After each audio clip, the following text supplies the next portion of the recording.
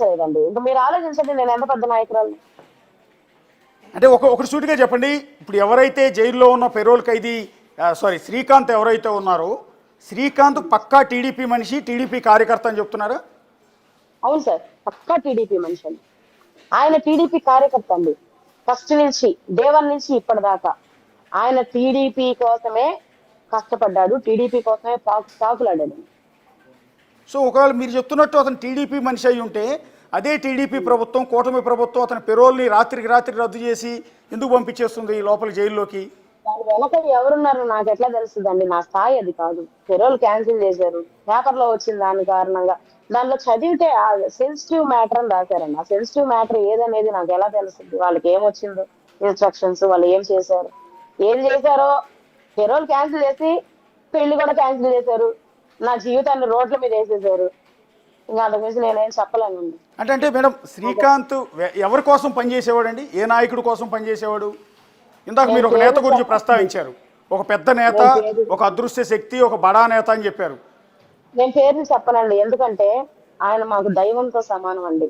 శ్రీకాంత్ ఆయన కోసమే బ్రతికి ఉన్నాడని కూడా నేను చెప్తానండి. అంత ప్రేమ అండి ఆయన అంటే. ఈవెన్ నాకు కూడా, నేను శ్రీకాంత్ ప్రేమించినప్పటి నుంచి కూడా, నాకు పరిచయమైనప్పటి నుంచి కూడా ఎంత గొప్పగా చెప్తాడంటే ఆయన గురించి అంత గొప్పగా చెప్తాడండి. నేనైతే పేరు చెప్పదలుచుకోలేదండి. ఆయన అంటే మాకు అపారమైన అభిమానం ఉంది. కానీ ఆయన జగదీష్ ఇల్ని చేస్తా ఉంటే తెలుసుకోలేనటువంటి స్థితిలో అయితే ఉండేవాళ్ళు కాదండి. తెలుసుకుంటాడు ఆయన, కానీ ఎందుకు నోరు మెదపలేదో నాకు అర్థం కావట్లేదు. అంటే ఇప్పుడు మళ్ళీ కాదండి, శ్రీకాంత్ గారి బెయిల్ రద్దు కానీ, మీ మీద ఆర్టికల్స్ రావటం కానీ, మీ మీద దుష్ప్రచారం, వీడియోలు లీకు, వీటన్నీ ఆ నాయకుడికి తెలిసి జరిగి ఉంటాయంటారా, తెలియకుండా జరిగి ఉంటాయా? సార్ అవి తెలిసి జరిగాయా తెలియకుండా జరిగాయా అయితే నాకు తెలియదు. కానీ ఆయన క్యారెక్టర్ అయితే నమ్మిన వాళ్ళ కోసం ప్రాణం ఇచ్చే క్యారెక్టరే కానీ మోసం చేసే క్యారెక్టర్ అయితే కాదు సార్, అది మాత్రం చెప్పగలను.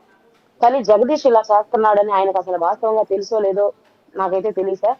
ఒకవేళ తెలియకపోతే ఇప్పుడు తెలుసుకుంటే కూడా జగదీష్ పిలిపించి ఖచ్చితంగా ఆయన అడుగుతాడు సార్. ఇప్పుడు ఆ నాయకుడు కాసేపు నాకు యూట్యూబ్ లింకులో అయినా ఈ వీడియో చూస్తారు, లేదంటే ఇప్పుడు టీవీ కూడా చూస్తూ ఉండొచ్చు. బహుశా ఆయనకి ఏమైనా అప్పీల్ చేసుకుంటారా మీరు? అప్పీల్ అదే సార్, నేను ఆయన అప్పీల్ కాదు సార్, నాకు అవకాశం ఇస్తే ఆయన కాళ్ళు పట్టుకుంటాను సార్ నేను పోయేసి. నాకు కావాల్సింది ఏంటంటే, ఇప్పుడు ఎంక్వైరీ అంటున్నారు కదా సార్, ఈ జగదీష్ వల్ల రంగంతా ఆయన మీద రోజు. ఇప్పుడు ఈనాడులో పొద్దున వచ్చిందంట, వేరే వాళ్ళు ఫోన్ చేసి చెప్పారు. ఎస్కేప్ లో ఉన్నప్పుడు దండాలు నడిపాడు జగదీష్ అనే పెట్టుకొని, ఆయన 200 మందిని పెట్టుకొని ఇచ్చేసాడు. అన్ని వాస్తవాలు కాదు సార్. ఆయన లాస్ట్ ఎలక్షన్స్ అప్పుడు మాత్రమే జగదీష్ ని పిలిపించి మాట్లాడాడు. అంతకు ముందు జగదీష్ పాల వ్యాపారంకి హెల్ప్ చేసి ఉండొచ్చు సార్, అంతేగాని జగదీష్ చేసే అన్యాయాలకు కానీ, జగదీష్ చేసే ఇదిలో కానీ శ్రీకాంత్ పాత్ర లేదు సార్. ఆ పేరు అక్రమంగా వాడుకుంటున్నాడనే నేను నా ఆవేదన అంతా వ్యక్తపరిచి జగదీష్ నేను దూరం చేసేసాను. నేను ఆ యొక్క మా దైవం అయినటువంటి ఆ నాయకుడికి నేను విన్నవించుకునేది ఏంటంటే, నాకు అవకాశం ఇవ్వండి, నేను మీ కాళ్ళైనా పట్టుకుంటాను, నా శ్రీకాంత్ ని కాపాడి నాకు తెచ్చేయండి. మీ స్థాయిలో అనుకుంటే శ్రీకాంత్ బయటకు వచ్చి చాలా ఇదండి. సీఎం గారు ఆయనకి క్షమాభిక్ష పెట్టే అధికారం ఉంది, గవర్నర్ గారికి ఉంది. నా ప్రేమను బతికించండి. మీ రాజకీయాల్లోకి మేము ఎంటరాము, మీ రాజకీయాల్లోకి మేము రాము, అసలు మాకు వద్దు. మేము ఇక్కడి నుంచి వెళ్ళిపోయేదానికి సిద్ధంగా ఉన్నాం. మేము వెళ్ళి ఎక్కడైనా హ్యాపీగా ఏదో ఒక పని చేసుకొని బతుకుతామండి. నాకు శ్రీకాంత్ క్షేమంగా తెచ్చేవండి చాలు. నిన్నటి నుంచి నాకు ములాఖాతు కూడా ఇవ్వలేదు. శ్రీకాంత్ వాళ్ళ అన్న పొద్దుటి నుంచి జైలు దగ్గరే ఉన్నాడు. శ్రీకాంత్ ని కాపాడి నాకు తెచ్చివ్వండి. శ్రీకాంత్ ని అన్యాయంగా లోపలే పెట్టే కుట్రలు జరుగుతున్నాయేమో నాకు అర్థం కావట్లేదు. వాటిలన్నిటి మీద ఈ కూటమి ప్రభుత్వంలో నాయకులు, ఆయన దగ్గర లబ్ధి పొందిన వాళ్ళందరూ కూడా స్పందించండి అని నేను వేడుకుంటున్నాను.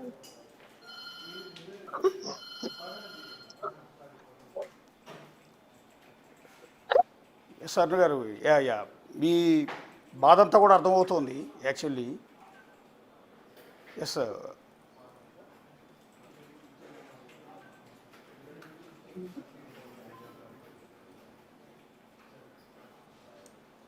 ఒకసారి ఆవిడ జగదీష్ నన్ను చంపేంత వరకు కూడా జగదీష్ నిద్రపోడండి. ఎన్ని అలిగేషన్స్ చేయించాడు ఇప్పటికి. ఓకే, ఎన్ని అలిగేషన్స్, ఎన్ని పిటిషన్లు పెట్టాడు. ఎంటైర్ డిపార్ట్మెంట్ మొత్తంలో నన్ను ఎదవం చేశాడు, శ్రీకాంత్ ని ఎదవం చేశాడు. అబ్బాయికి అర్థం కావట్లేదండి. పోనీ ఏం చేయాలి? మమ్మల్ని చంపేస్తే ఇంతతో గవర్నమెంట్ టైం వేస్ట్ చేయకుండా పోతుందా? జైల్లో అది బయట నన్ను చంపేయమని చెప్పండి.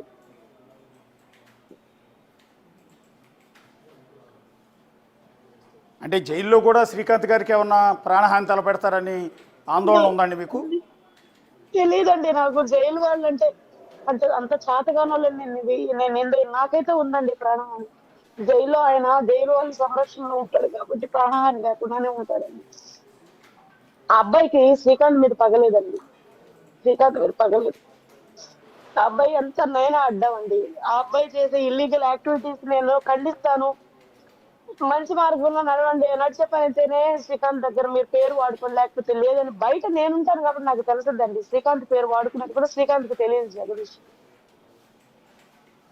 ఇప్పుడు శ్రీకాంత్ పెరోల్ మీద ఇద్దరు ఎమ్మెల్యేలు సంతకం పెట్టారని చెప్తున్నారండి. అవును. ఎవరు వాళ్ళు? పెరోల్ మీద పెట్టలేదండి. ఓకే. వాళ్ళు రెఫరెన్స్ లెటర్ మాత్రమే ఇచ్చారు. యా అదే రిఫరెన్స్ లెటర్ ఇచ్చింది ఎవరండి? నేను చెప్పనండి. మీరు హోమ్ లో వెరిఫై చేసుకోండి. అది నేను చెప్పనండి. నాకు అంటే భయం వేస్తుందండి. అంటే నాకు భయం వేస్తుంది. అర్థం చేసుకోండి. అంటే నిన్నటి నుంచి అటు సెక్రటేరియట్లో కూడా దీని గురించి డిస్కషన్ జరుగుతుందండి. నిన్న హోంమంత్రి అనిత గారు కూడా రివ్యూ చేశారు. ఆవిడ అంటున్నది ఏంటంటే నా నోటీసులో లేకుండానే ఒక ఇద్దరు ఎమ్మెల్యేల సిఫార్సుతో పెరోల్ లెటర్ వచ్చింది, దాని మీద హోంశాఖ సెక్రటరీ పెరోల్ మంజూరు చేసేశారు, ఇది నాకు తెలియకుండా జరిగింది అనేది ఆవిడిస్తున్న వివరణ. దాని మీద ఎంక్వైరీ కూడా ఆదేశించారు. ఒకసారి ఎమ్మెల్యే గారు ఇద్దరు ఎమ్మెల్యే గారు ఇచ్చిన లెటర్ మీద హోంమంత్రి అనితా గారే సర్క్యులేట్ రాశారండి. ఆవిడ సంతకం ఆమె స్టాంప్ ప్యాడ్ వేసుంటారండి. మరి నోటీస్ లో లేకుండా ఎలా సర్క్యులేట్, నా నోటీస్ లో రాకుండా నేను ఎలా ఫైల్ సర్క్యులేట్ చేస్తానండి? ఎందుకు అదే అండి నేను చెప్పేది. ఇప్పుడు ఇవన్నీ కూడా ఎందుకు నడుస్తున్నాయి? అసలు శ్రీకాంత్ చేసిన అన్యాయం ఏంటండి? అసలు కూటమి ప్రభుత్వానికి హెల్ప్ చేయడమే అన్యాయం చేసినట్ట. అంటే కూటమి ప్రభుత్వానికి హెల్ప్ అంటే ఏం చేశాడండి? బేసిక్గా ఆయన మీద ఒక రౌడీ షీట్ ఉంది, ఒక మర్డర్ కేసు ఉంది శ్రీకాంత్ మీద. కూటమి ప్రభుత్వానికి లేకపోతే తెలుగుదేశం పార్టీకి ఆయన ఏం చేశాడు అంటే నాకు అర్థం కాని విషయం. అంటే జనాలందరికి వచ్చే డౌట్ అడుగుతున్నాను నేను. జగదీష్ పార్టీ చేంజ్ అయిపోయాడండి అప్పుడు చాలా మందితో, అంటే దాదాపుగా ఒక 1000 మందితో ఆ అబ్బాయి పార్టీ చేంజ్ అయిపోయాడండి. పార్టీ ఏమయ్యాడండి? తెలుగుదేశంలోంచి వైసీపీలోకి వెళ్ళిపోయాడు. నాగాల ప్రభాకర్ రెడ్డి సమక్షంలో 1000 మందితో జాయిన్ అయ్యాడండి అప్పుడు. ఓకే. హలో హలో హలో ఈయన శ్రీకాంత్ 1000 మందితో ఆదాల ప్రభాకర్ రెడ్డి గారి సమక్షంలో వైసీపీలో చేరారు. జగదీష్ చేరారు. Okay okay. ఆదాల ప్రభాకర్ రెడ్డి సమక్షంలో చేరాడు. ఓకే. చేరిన అతన్ని ఎలక్షన్స్ ముందు తర్వాత ఏదైతే ఉన్నారో రిటర్న్ రావాలన్న ప్రాసెస్ లో నాకు శ్రీకాంత్ హెల్ప్ చేయాలని ఒక నాయకుడు జైలు దగ్గరికి వెళ్ళి ములాఖాత్ పెట్టి అడిగిన వెంటనే శ్రీకాంత్ పంపించాడు. ఓకే. నేను చెప్తున్నానండి, నేను బల్ల గుద్ది చెప్తున్నాను అందరికి, ఛానల్స్ వాళ్ళకి, పత్రికల వాళ్ళందరూ చెప్తున్నాను. శ్రీకాంత్ దుర్మార్గుడు కాదండి. ఓకే. శ్రీకాంత్ కి రాజకీయాలంటే చాలా ఇంట్రెస్ట్, చాలా అభిమానం ఉందండి ఆయనకి ఒక నాయకుడి మీద. ఆ నాయకుడు ఏ పార్టీలో ఉన్నా గొడ్డు కష్టం చేసేటువంటి వ్యక్తిత్వం ఉందండి. ఓకే. నేను అడుగుతున్నానండి హోంమంత్రి గారు, మీ ఛాంబర్ కి ఒక పెద్ద నాయకుడు వచ్చి ఓకే ఆయన నాకు హెల్ప్ చేశాడు, ఎలక్షన్ చేయడానికి హెల్ప్ చేశాడు, ఆయన బయటకు తేడానికి మీరు హెల్ప్ చేయండి అని ఒక ఫైల్ మీకు ఇచ్చారండి. అది నిజం కాదా అని అడుగుతున్నానండి నేను. అవన్నీ మీరు ఎందుకు వాస్తవాలు దాచిపెడుతున్నారండి? ఈ రోజు సమస్య వచ్చిందని నేను కానీ శ్రీకాంత్ వాళ్ళ ఫాదర్ కానీ ప్రిన్సిపల్ సెక్రటరీ గారు సంతకం పెట్టేసుకొని ఏమైనా ఆర్డర్ తెచ్చావా అండి నేను అడుగుతున్నాను. కాదే. అంటే ఆ పెద్ద నాయకుడే డైరెక్ట్ గా ఫైల్ తీసుకెళ్లి అనిత గారి దగ్గరికి వెళ్ళి పెట్టారు. అది ఆయన బయటకు తేవాలి అన్న ఉద్దేశంతో. పెరోల్ కాదండి అది. ఓకే. పెరోల్ కాదండి. ఓకే. మరి ఎందుకంటే అంతగా ప్రేమించే వ్యక్తి, అంతగా అభిమానించే నాయకుడు శ్రీకాంత్, ఆయన అంటే ఇష్టం, ఆయనకి శ్రీకాంత్ అంటే ఇష్టం, అలాంటి వ్యక్తి ఎందుకు ఇప్పుడు పట్టించుకోవట్లేదు? ఏదైనా మార్చేది చెప్పుడు మాటలేనండి. ఓకే. ఎంత మనిషినైనా చెప్పుడు మాటలు మార్చేస్తాయి. జగదీష్ ఏ విధంగా చెప్పుడు మాటలు చెప్పాడో నాకు తెలియదు కాదండి. సీన్ మొత్తం రివర్స్ అయిపోయిందండి. ఇప్పుడు ఈ రోజు నా వీడియోలు బయటకు రావడానికి కానీ, శ్రీకాంత్ ఈ రోజు బంధించబడ్డా నిజంగానే బంధించున్నాడండి. ఇంతకుముందు ఆ కర్మ ఆయనకు లేదు. ఒక అతను ఎవరో మధుసూదన ఎవరో ఒక అతను ఏదో పెట్టాడండి ఒక ఛానల్లో మధ్యాహ్నం. పొద్దున్న నేను యూట్యూబ్ లో చూసాను నిద్రలో. ఇంకా ఆయన అన్నాడు వ్యవస్థలు నిర్వీర్యం అయిపోయాయి, ఆ అమ్మాయి బయటేసిందని. ఓకే. వ్యవస్థలు అనేవి ఎక్కడ బాగున్నాయండి? ఎక్కడ బాగున్నాయి వ్యవస్థలు? చెప్పండి. వ్యవస్థ బాగుంటే ఇంటెలిజెన్స్ వాళ్ళకి ఈ నిజాలు తెలియదా? ఈ నిజాలు ఎందుకు మీరు సీఎం గారికి పంపించడం లేదని నేను క్వశ్చన్ చేస్తా ఉన్నానండి. ఓకే. ఈ విషయాలు తెలీదా? ఆయన ఎవరి కోసం పాకులాడతాడు, ఆయన ఎవరి కోసం బ్రతుకుతున్నాడు, ఆయన ఎవరి కోసం జైల్లో ఉన్నాడు, ఆయన ఎవరి కోసం ఊపిరి పీల్చుకుంటున్నాడు, ఆయన దైవం ఎవరు, ఆయన ఎవరి కోసం ఉన్నాడు అనే వాస్తవం ఇంటెలిజెన్స్ వాళ్ళకి తెలీదా? వాళ్ళు ఎందుకు సీఎం గారికి నివేదిక పంపించలేదు? సీఎం గారు చంద్రబాబు నాయుడు గారు ఆయన అడ్మినిస్ట్రేషన్ కానీ ఆయన ప్రభుత్వాన్ని నడిపించడం సమర్థవంతంగా ఉంటారని మా ఫాదర్ చెప్తా ఉంటారండి నన్ను. సీఎం చంద్రబాబు నాయుడు గారు నిజమైన నివేదిక తెప్పించుకుంటే కష్టపడ్డ పాత టీడీపీ కార్యకర్త శ్రీకాంత్ బాధ మీకు తెలుసుద్దండి.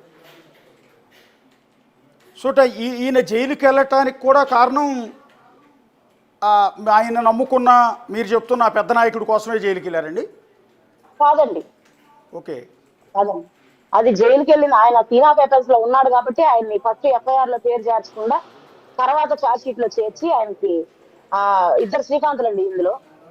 A2 శ్రీకాంత్ చనిపోవడం వల్ల ఈయన హైలైట్ అయ్యాడు, శిక్ష చేసేసారు. అది కోర్టులు నిర్ణయించారు, మనం దానికి ఏం చేయలేమండి. ఈయన A3 అండి. ఈయనేం పొడవలేదు, నరకలేదు, చంపలేదండి. కొట్లాట మధ్యలో చనిపోయినటువంటి వ్యక్తికి శిక్ష పడ్డదండి.